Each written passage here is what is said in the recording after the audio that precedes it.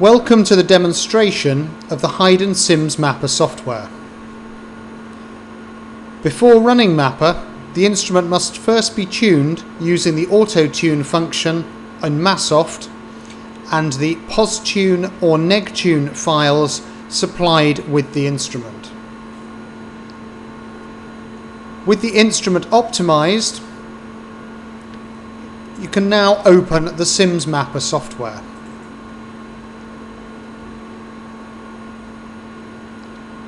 If this is the first time you have run the software, it is necessary to associate it with a particular instrument. To do this, open the Settings and go to the Connection tab. Enter the WR number of the instrument, in this case 16066. The next stage is to go to the Detector tab and set the settle and dwell times to 0.2 milliseconds. And finally, the Scan tab, where the map resolution should be set to 100 by 100 points. Then save and exit the Engineering Settings menu.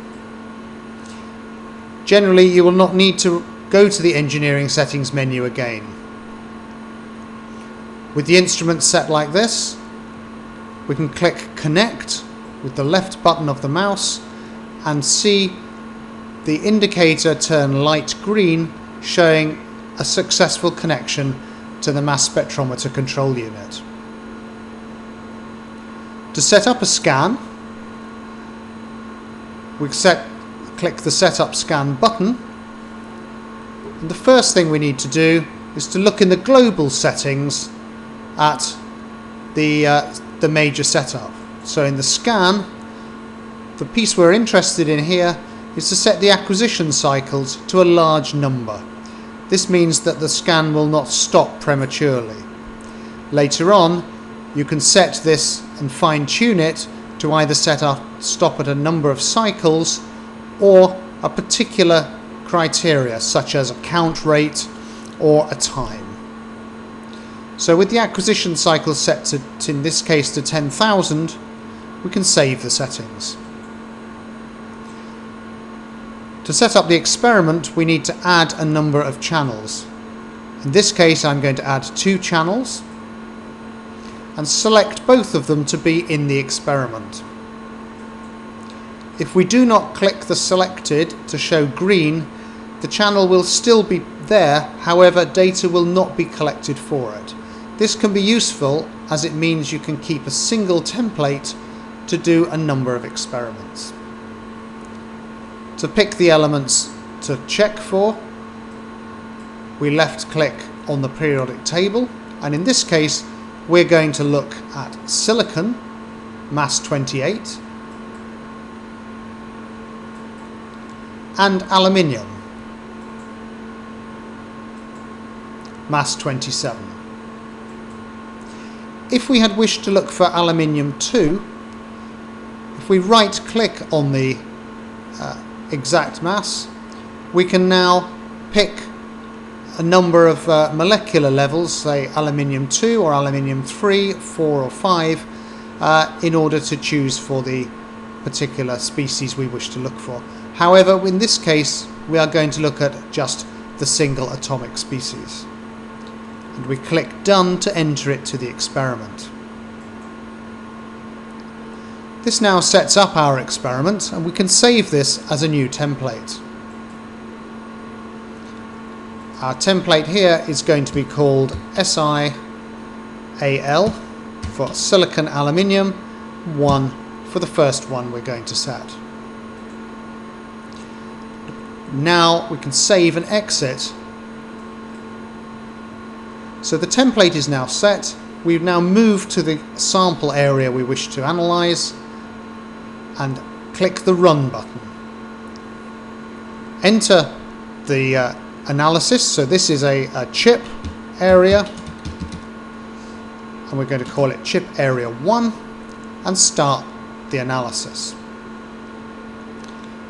Immediately, if we go to View Acquisition, the button in the top right hand corner, we can see the distribution, in this case of aluminium, across the scanned area of the surface. And we see silicon and aluminium signals collected sequentially. This silicon chip area has some aluminium deposits on it, and we have a continuous silicon and aluminium signal. The view analysis allows us to see a depth profile, the change in signal with depth on the left-hand window, and it allows us to see an image of it on the right-hand window. We can step through the different images here by changing between silicon and aluminium.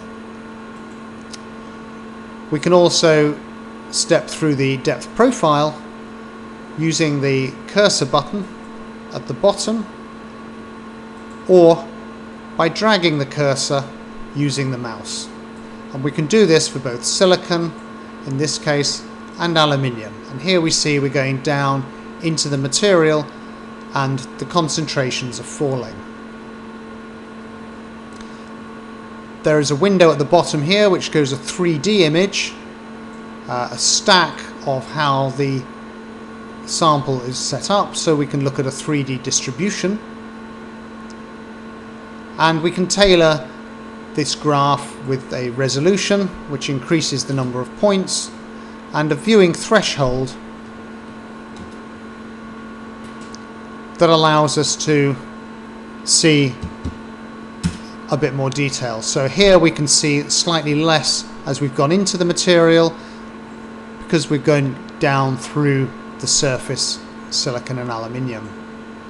If we wish to look at a particular area, which is usual in a depth profile, we can use the cursors in the top image to select a region, a gate, and update the gate. And here we see just data taken from that area. If we return to the acquisition window, the experiment can be stopped either with the stop button, which will cease the experiment immediately, or the stop at the end of frame button above it. Here we're stopping at the end of the frame. It tells us the scan is complete. One thing we can do is a local spectrum at this stage. By clicking on Localize Spectrum, it's possible to set cursors to choose an area in the image, and then at the bottom line here we can choose masses between which we wish to collect. So in this case we'll collect between mass 20 and mass 60, increment of 0.1, positive ion SIMS. Once we click Quick Scan, the beam is switched on and in the position where the cursor is chosen, and we can see here a scan of the surface. In this case it's showing us at mass 23 some sodium, then we've got the aluminium and the silicon next to it, and some potassium further on. This image can be, or this mass spectrum can then be exported, or we can close it. Go back to the view analysis. If we wish to choose one of these images in the right hand window to save, we can do that with the export JPEG and export the image here, or we can export the data itself for the depth profile in the gated area using the export data Massoft CSV option. At the end of the analysis, all the data is saved. We can exit. At this stage we have the option to disconnect or rerun the scan. So if we want to, we can reload the scan here, load to rerun scan, choose the analysis we've just had or another analysis, and again run it to collect data.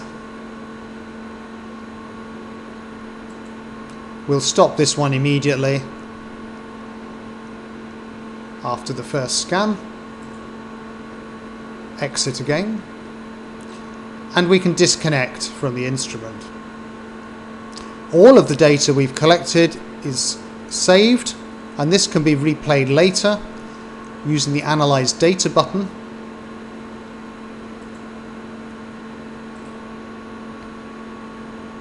Here is the data we looked at before, and once again we can gate this to choose regions of interest. So we may gate an area and export the data there. We may decide in a different area is interesting and again export a different set of data there. When we conclude the experiments, we exit SIMS Mapper and turn off the mass spectrometer control unit. And that concludes the introduction to the Hiden SIMS Mapper software.